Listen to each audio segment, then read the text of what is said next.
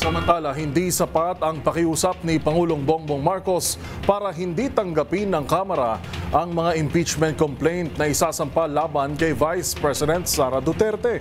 Ayon kay House Deputy Majority Leader at Iloilo Representative Janet Garin, responsibilidad pa rin ng Kamara na silipin ang nilalaman ng anumang reklamo at iakyat ito sa mga pagdinig kung kinakailangan.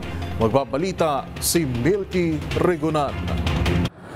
Tungkulin ng Kamara na tanggapin ang maisasampang impeachment complaint laban kay Vice President Sara Duterte kahit nagsalita na laban dito si Pangulong Bongbong Marcos. Sa isyong pangbayan, sinabi ni House Deputy Majority Leader at Iloilo Representative Janet Garin, trabaho ng Kamara na aralin kung mayroong form and substance ang mga reklamo at kung may meritong idulugito at dinggin sa mga komite ng Kamara. Pero ayon kay Garin, mabigat na ang pahayag ni Pangulong Marcos na tutol siya sa anumang impeachment complaint dahil hindi ito importante at malakas na itong mensahe sa Kamara para wag nang pagkaabalahan pa.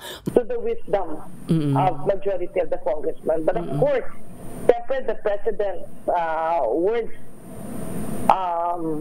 can put weight no metimbang kasi pwede kasi yan na ang ipakiusap niya. So yun na munang tingnan kung nagkasala ba o hindi. Ang tingnan na lang natin is to promote unity kasi syempre magkaibigan, magkasama at matagal silang nagkasama sa kampanya. So baka andun siya dun sa personal touch as a friend. Samantala, sa panig ni Representative GP Padiernos, wala siyang naririnig na anumang utos mula sa liderato ng Kamara na suporta ng anumang impeachment complaint laban sa pangalawang Pangulo. Sa kanyang programang Usapang Galing sa Puso, apela ni Padiernos, igalang posisyon ni Pangulong Marcos, huwag pangunahan dahil wala namang reklamo at tama na muna dahil magpapasko. Karapatan po nila yun eh. Ngayon, saka na lang i-address yan ng House leadership kung ano ang gagawin. Di ba? Hindi natin pwedeng pangunahan. Yes. The statement of the President, let's respect that.